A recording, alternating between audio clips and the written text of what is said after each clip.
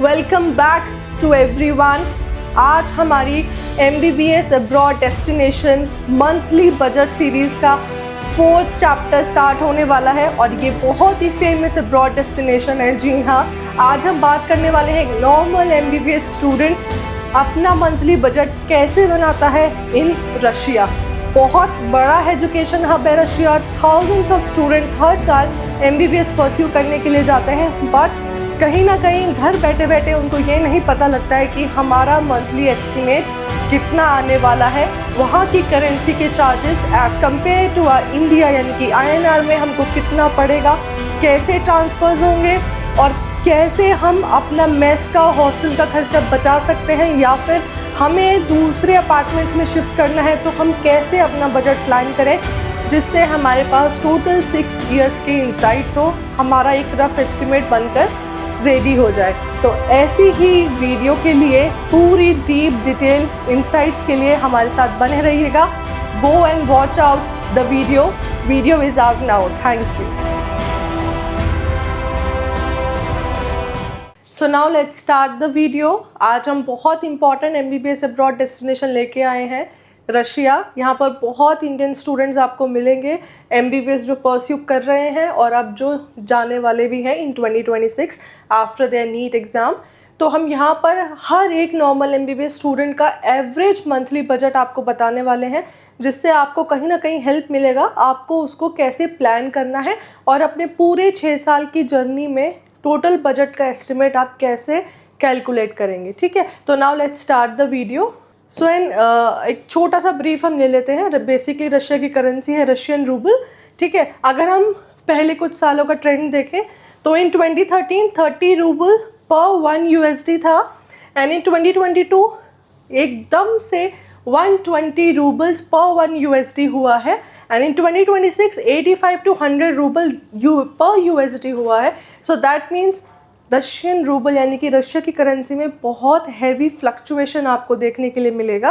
तो इसीलिए हर एक स्टेज में आप इस फ्लक्चुएशन का एस्टिमेट बनाकर रखिए। सपोज़ अगर आप 2026 में एडमिशन लेते हैं तो रफली एस्टिमेट आपका 85 to 100 रूबल्स का अगर आ रहा है, क्योंकि ऑलमोस्ट हम लोग सब फीस एंड सारे चार्जेस USD में बताते हैं। ठीक है, तो अगर आप USD को देख रहे हैं इतना चार्जेस लेकर चल रहे हैं, बट इन केस अगर 2027 8 ठीक है 2030 तक भी अगर ऐसे ही एकदम से 100 से 120 हो गया, 130 140 हो गया, क्योंकि ये कंट्री में बहुत हैवी फ्लक्चुएशंस हुआ है, इसलिए आप इसको मानकर चल सकते हैं। बाकी मैंने और कंट्रीज़ की भी आपको वीडियोस दी हुई है, आप वो जाकर देख सकते हैं। वहाँ पे आपको बहुत माइन्यूट फ्लक्चुएशंस हैं, बहुत स्टेबल करेंसी है, तो आप वो भी देख सकते हैं वीडियो। ठीक है, तो हम रशिया की बात करते हैं। ठीक है, यहाँ पे रिस्क क्या आते हैं basically sanctions, geopolitics major factor होता है, oil and global economy dependency and sudden exchange rate jumps बहुत ज़्यादा देखने के लिए मिलते हैं रशिया में, और इसका डायरेक्टली इम्पैक्ट आपके बजट पे 100% पड़ता है अगर आप किसी भी कंट्री को चूज़ करते हैं। यहाँ पे अगर आप रशिया चूज़ कर रहे हैं तो आप इसके लिए पहले ही मेंटली प्रिपेयर रहिएगा। ओके, अब ना पॉजिटिव्स भी बहुत हैं, बहुत बिल्कुल डेवलप्ड कंट्री है। ठीक है, स्ट्रॉन्ग इकोनॉमी बेस है। अगर ये हैवी फ्लक्चुएशंस आते भी हैं तो कहीं ना कहीं कंट्री का एक इतना स्ट्रॉन्ग होल्ड है कि वो कहीं ना कहीं कोप अप या बैलेंस चीज़ों को कर लेते हैं। गवर्नमेंट कंट्रोल बहुत एक्टिव है इस कंट्री का, एंड रिकवरी आफ्टर फॉल, अगर बाई चांस फॉल भी बहुत रैपिडली होता है तो रिकवरी भी ये उतनी ही स्पीड से करते हैं। बट कहीं ना कहीं ऐसा नहीं होता है कि रिकवरी में आज डाउनफॉल हुआ तो हम नेक्स्ट डे ही रिकवरी हो जाती है, उसमें भी टाइम टेकिंग प्रोसेस है। तो उस टाइम टेकिंग प्रोसेस में जो इम्पैक्ट होगा वो आपके बजट पर 100% आएगा। इसको आप दिमाग में रखकर ये प्लान कीजिएगा। ठीक है, moving on to the main important thing that is the grocery charges.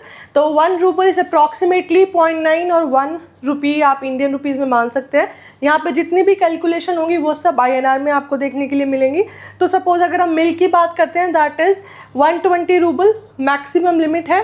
So in INR 70 to 110 आपको आराम से मिल जाएगा। इन इंडिया में 60 to 70 की रेंज में होगा। एंड यहाँ पे जो मैंने लोअर लिमिट्स लिखी हैं ये बिल्कुल मिनिमम है और ये मैक्सिमम मतलब प्रीमियम लेवल के। ओके, तो अगर हम एवरेज और मॉडरेट फैमिली के हम सब लोग हैं स्टूडेंट्स एंड ऑल, तो वो यहाँ पर अपना मिनिमम लिमिट में भी आपको अच्छी क्वालिटी मिल जाएगी, ठीक है। ब्रेड अगर हम देखते हैं तो 35 to 70 and in India 30 to 40 के रेंज में। Eggs 90 to 150 and here 70 to 90। Chicken for the non vegetarian students 225 to 360 के रेंज में आएगा and in India 200 to 300। Rice 90 to 140 per kg and here it will be around 50 to 80, ठीक है।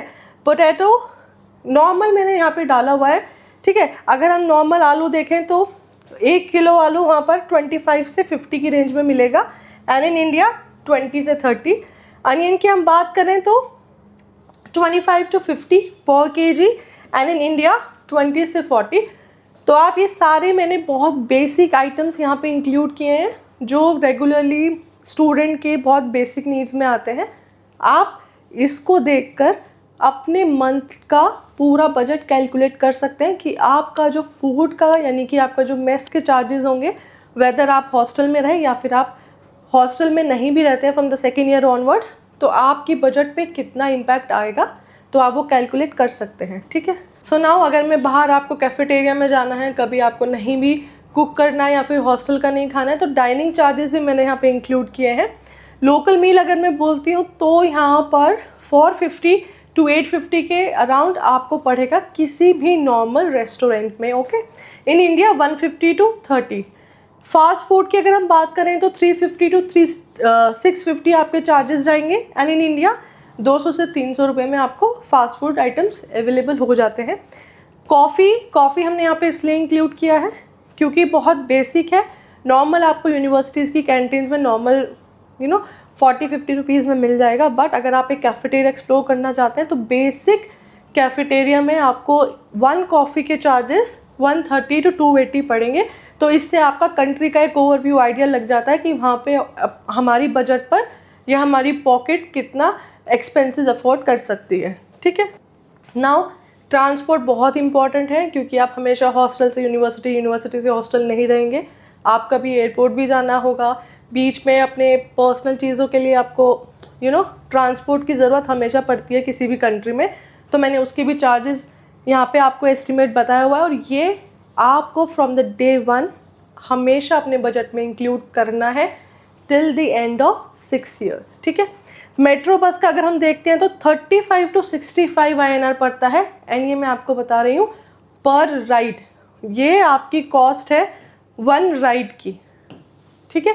And in India 10 to 30 rupees पड़ता है। Monthly pass की अगर हम बात करें तो दैट विल बी अराउंड 1300 से 2700, ठीक है। एंड हियर 1000 से 2000। टैक्सी पर किलोमीटर, ये बिल्कुल बेसिक आइडिया मैं आपको दे रही हूँ। अगर वहाँ पे कैब के चार्जेस क्या है 15 to 30 रुपीज़ आता है पर किलोमीटर, ठीक है। इन इंडिया में आपको 15 to 25 रुपीज़ मिल जाएगा पर kilometre. Now moving on to the rent charges. अगर आप फर्स्ट ईयर के बाद हॉस्टल फैसिलिटीज़ नहीं अवेल करना चाहते हैं और बाहर शेयर्ड अपार्टमेंट्स में रहना चाहते हैं तो उसके आपको क्या चार्जेस होंगे। शेयर्ड रूम अगर हम देखें तो आपको 7,000 to 14,000 तक पड़ जाएगा। इंडिया में भी ऑलमोस्ट 4 to 10,000 होता है शेयर्ड रूम। ये मैंने आपको lower limit and upper limit that is 14,000 for the premium ones and 7,000 moderate average facilities के साथ मैंने यहाँ पे आपको रेंट के चार्जेस बताए हैं। अगर हम 1 BHK आउटसाइड देखें दैट मीन्स सिटी सेंटर से थोड़ा दूर देखें तो ऑब्वियसली कम पड़ेगा and that will cost around 13K to 27K और इंडिया में वो आपको 8K to 18K पड़ जाता है। अब यहाँ पे 1 BHK में मैंने ये रेट्स आपको फुल्ली फर्निश्ड अपार्टमेंट के बताए हैं, ठीक है। यहाँ पर अगर आप अपने फ्रेंड्स के साथ भी रहना चाहते हैं, उसको शेयर भी करना चाहते हैं तो आप इसको एग्जैक्टली डिवाइडेड बाई 2 कर लीजिएगा तो आपकी पॉकेट फ्रेंडली ये 1 BHK अपार्टमेंट हो जाएगा, ओके। 1 BHK अगर आप बिल्कुल सिटी सेंटर में देखते हैं तो that will be around 27,000 to 55,000 and in India 15,000 to 35,000। ये भी आप शेयरिंग बेसिस पे ले सकते हैं तो ऑब्वियसली कम हो जाएगा। एक्स्ट्रा यूटिलिटीज़ देखते हैं। अगर आप बाहर रेंट बेसिस पे अपना अपार्टमेंट लेना चाहते हैं तो इंटरनेट बेसिकली 450 to 900 रुपीज़ में आएगा एंड इन इंडिया में 500 to 800 आपको पड़ता है। एक्स्ट्रा यूटिलिटीज़ आप हमेशा ±3,000 के अप्रॉक्स कीजिएगा ही क्योंकि पर्सनल कुछ पता नहीं होता है कि मंथ में मेडिसिन हो गया, अपनी पर्सनल चीज़ों का खर्चा आ गया, ठीक है। इंडिया में 1500 to 4000 एंड मोबाइल के रिचार्जेस की हम बात करें तो 250 to 700 rupees and in India 200 to 400। Okay,